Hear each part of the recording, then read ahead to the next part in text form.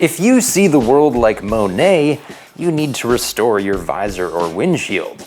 But don't buy blind. We can test the chemicals to see what works best.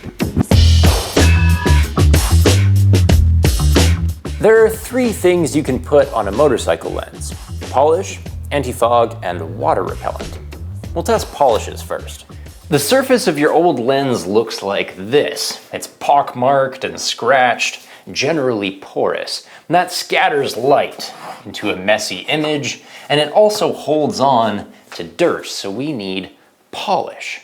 Most polishes have an abrasive to smooth out projections, and also a wax to fill in the depressions.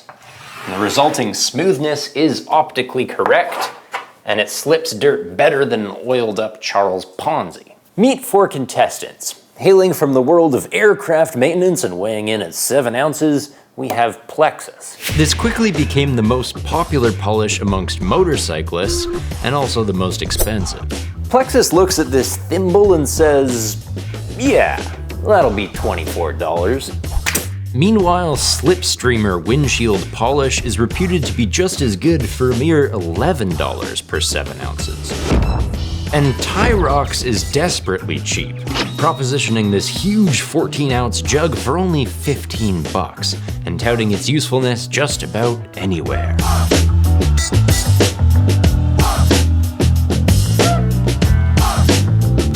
Of course, I can always out-cheap the cheapskates.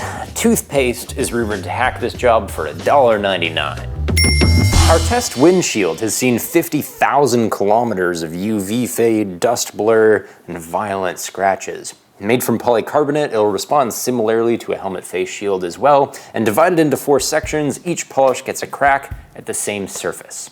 Plexus is definitely the easiest to use. Spray it on, wipe it off, do a tiny little buff, and you're done.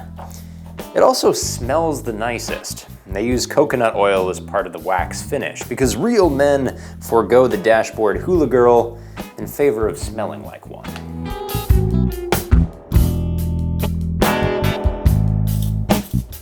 Slipstreamer takes a little bit more effort to buff out. The Tyrox polish comes with its own microfiber, but I'm not gonna use it because a scientist would prefer identical brand new cloths for each treatment. This one foams the most to lift up dirt. It feels like it has a fair amount of resistance for buffing out scratches. Finally, the toothpaste. I chose one with baking soda because sodium bicarbonate plays well with polycarbonate lenses. You want to avoid anything with calcium carbonate or ammonia because those severely weaken polycarbs. The baking soda feels like it's buffing up pretty darn well, actually. This won't last, mind you, so I'm gonna take a leaf out of Plexus's palm tree and finish this job with coconut oil.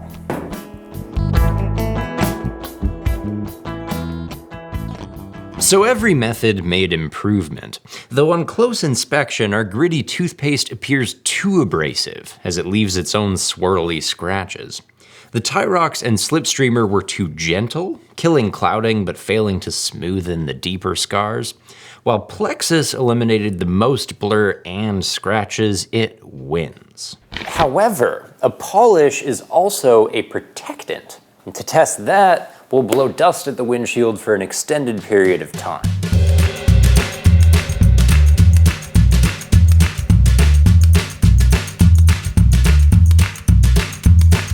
Each section gets its own head-on blast before being photographed for buildup. Ironically, the fancy anti-static polishes lose by a country mile to toothpaste and coconut oil. Plexus attracted a significant but not excessive amount of grit, making it the first loser, while Slipstreamer wins the who can be less sandy than the Sahara contest, narrowly edging out Tyrox in last place.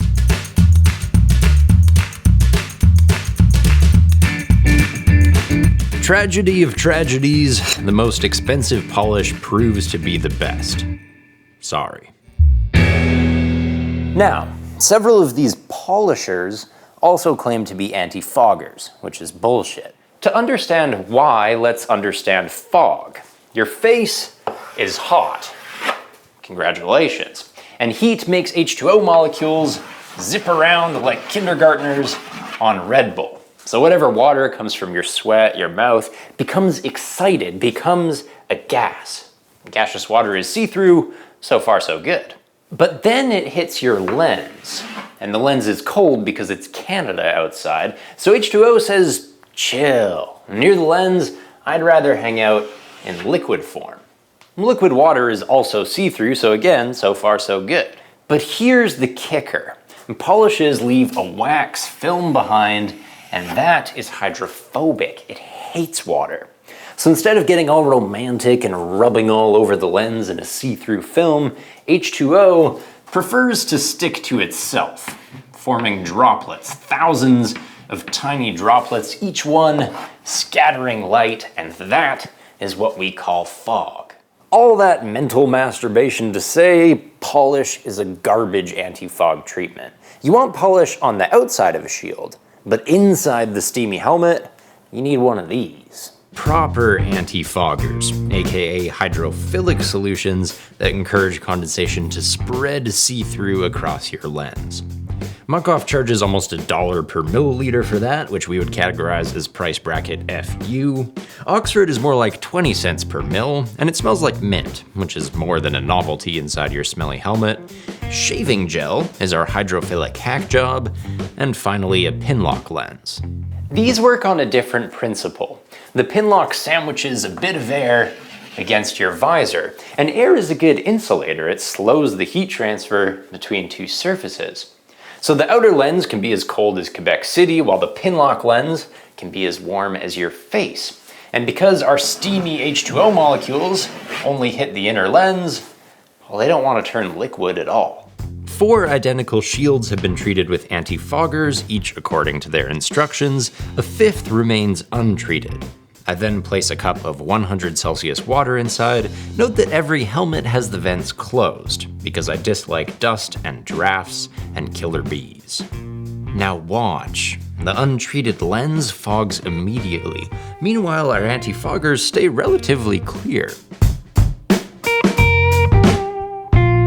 But muc-off and Oxford hold a fairly thick film of water against the lens, shaving gel less so, though it's still translucent.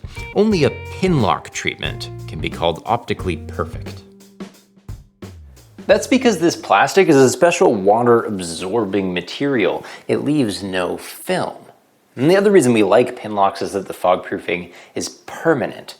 And these hydrophilic solutions wear away in a week, less if we contaminate them with our oily hydrophobic hands. Of course, rubbing a pinlock lens with anything but fog-proof cleaner, that's not going to do it any favors either. But because this also relies on a physical temperature differential rather than just chemical compatibility, our bad habits aren't fatal.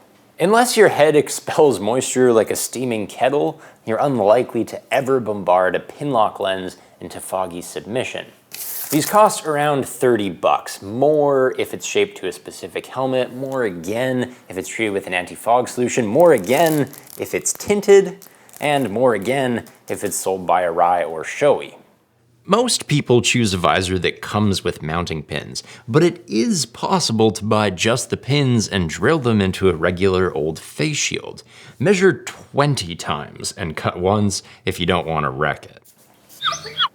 The final thing to test is water repellents. Obviously, these are hydrophobic, so we don't want them on the foggy side, but outside, in the wind, they encourage rain to beat off. iPhone Visor Rain Off Spray, $10 for 100 mil. National Cycle Rain Zip is $34 for 90 mil and 2 tiny cloths, which is brutal unless it works very well. Oh, I can taste it from here. Rain-X plastic is the cheapest, $10 per 355 mil. It's also the most popular. The original glass treatment became a favorite of UK motorcycle couriers, so much so that Rain-X created this special variant for Lexan, plexiglass, perspex, lucite, the various unnamed acrylics and polycarbonates. Basically anything a motorcycle visor or windshield can be made of, this is safe on. The potato is also safe on everything because it's a potato. Some repellents list potato starch in their ingredients. Whether or not that works competitively on its own remains to be seen. Again, 4 identical visors are treated with rain repellents, plus a 5th that remains untreated. Note that I've peeled the potato, not wanting its gritty skin to scratch my lens. The helmets are then completely soaked with droplets and placed 15 centimeters from an air nozzle that blows a motorcycle-ish 32 kilometers an hour at that distance.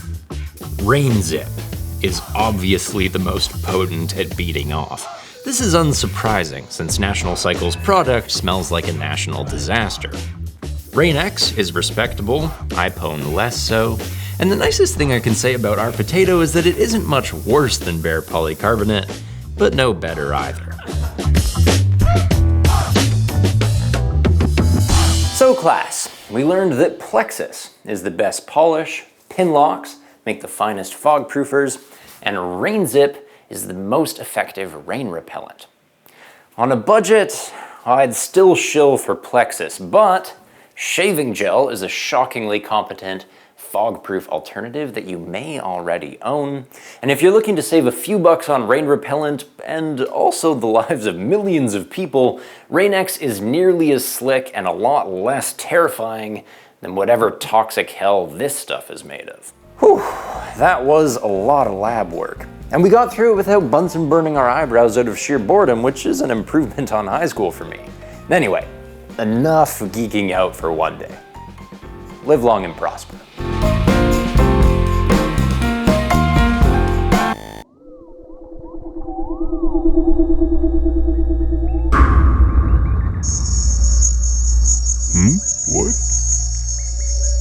What?